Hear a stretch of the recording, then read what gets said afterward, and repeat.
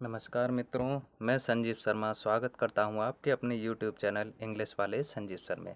तो आज हम स्टडी करेंगे क्लास 10th की एक बहुत ही प्यारी पोयम जिसका टाइटल है अमंडा। और इस पोयम में माँ और बेटी के बीच बातचीत दिखाई गई है। तो जब इस पोयम को पढ़ेंगे तो और बेहतर तरीके से समझ में आएगा। तो बिना कोई समय गवाए वीडियो को शुरू करते हैं।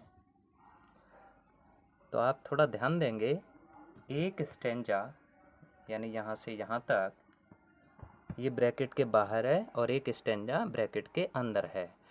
तो जो ब्रैकेट के बाहर है वो माँ के द्वारा बोला गया है और जो ब्रैकेट के अंदर है वो बेटी के द्वारा बोला गया है। इसमें बेटी का नाम अमंडा है। तो आप देख लेते हैं। तो माँ कह रही है, don't bite your nails Amanda. Bite का मतलब होता है मुंह से काटना। तो माँ कह रही है, अमंडा अपने नाखूनों को मत काटो। डोंट हंच, हंच का मतलब होता है झुकाना। योर शोल्डर्स, अपने कंधों को, अमंडा अमंडा अपने कंधों को मत झुकाओ। स्टॉप, स्टॉप बंद कर दो। दैट्स स्लाउचिंग, स्लाउच का मतलब होता है झुककर बैठना।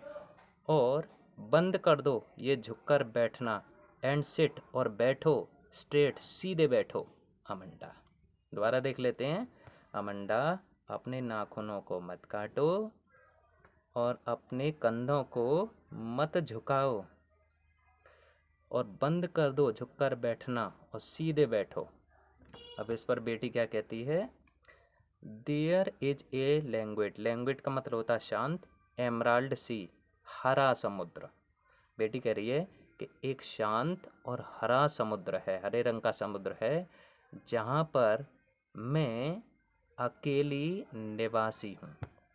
एक शांत हरा समुद्र है जहाँ मैं अकेली निवासी हूँ, मैं अकेली रह रही हूँ। और मैं क्या हूँ, एक जलपरी हूँ। जलपरी आप जानते हैं, जिसका आधा शरीर इंसान का होता है, आधा आधा फिश का होता है। तो वो कह रही है कि एक हरे रंग का शांत समुद्र है और वहाँ पर मैं अकेली निवासी हूँ और मैं एक जलपरी हूँ और मैं खुशी खुशी, ब्लिसफुली, खुशी खुशी मूव कर रही हूँ, तैर रही हूँ।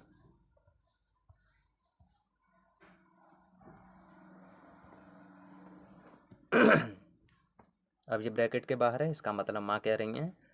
तो डिड यू फिनिश, माँ कह रही हैं, डिड यू फिनिश, क्या तुमने फिनिश कर दिया, ख़त्म कर दिया अपने घर का काम अमंडा। माँ कह रही हैं, क्या तुमने अपने घर का काम ख़त्म कर दिया। डिड यू टिडी, टिडी का मतलब होता है क्लीन, साफ़ करना। क्या तुमने साफ़ कर लिया अपना कमरा। आई थॉट, मैं सोचती हूँ। आई टोल्ड यू, कि मैंने तुम्हें बताया था। टू क्लीन, कि साफ़ कर लेना अपने जूतों को। तो माँ कह रही हैं, मैं सोचती हूँ कि मैंने तुमसे कहा था कि अपने जूतों को साफ़ कर लेना। ब्रैकेट के अंदर है, इसका मतलब अमंडा ने कहा है। अब वो क्या कह रही है इस पर, कि आई एम एन ऑर्फन, कि मैं तो एक अनाथ हूँ। ऑर्फन का मतलब होता है अनाथ। मैं एक अनाथ हूँ। रोमिंग, और मैं घूम रही हूँ। द स्ट्रीट, गली में। मैं अनाथ हूँ और मैं गली में घूम रही हूँ।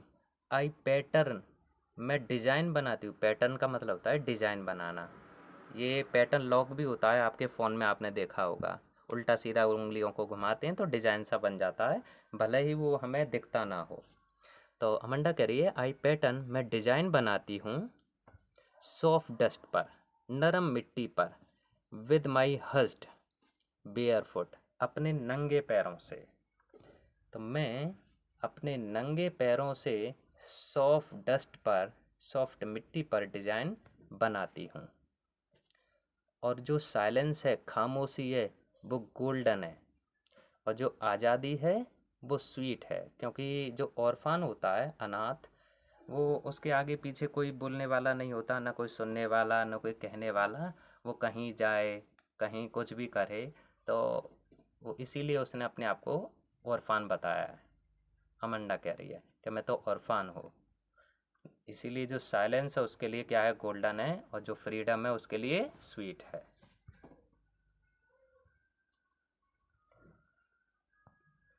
अब ब्रैकेट के बाहर है इसलिए माँ ने बोला है डोंट ईट, मत खाओ, दैट चॉकलेट, वो वाली चॉकलेट अमंडा, वो चॉकलेट मत खाओ। रिमेंबर, याद करो, योर एक्ने, अपनी फुंसियों को। वो चॉकलेट मत खाओ, तुम्हें ध्यान है ना, वो तुम्हारे जो एक्ने निकल आई थी, वो फुंसियाँ जो निकल आई थी। विल यू प्लीज़ लुक, क्या तुम देखोगी, एट मी, मेरी तरफ, व्हेन, जब, I am speaking to you, जब मैं तुमसे बात कर रही हूँ। क्या तुम मेरी तरफ देखोगी जब मैं तुमसे बात कर रही हूँ।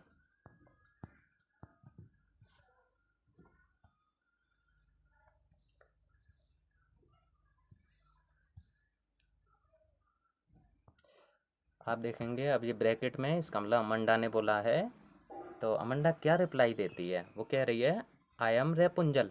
रेपुंजल एक लड़की का नाम है, एक फेरी टेल है, परियों की कहानी है जिसमें उस परी का नाम है रेपुंजल, और वो एक ऊंचे से टावर में बंद है। उसके गोल्डन कलर के लंबे लंबे बाल होते हैं, उन बालों को वो विंडो से नीचे लटकाती है, और नीचे एक डायन होती है, वो डायन उसके बालों को पकड़कर ऊपर नीचे आती जाती है।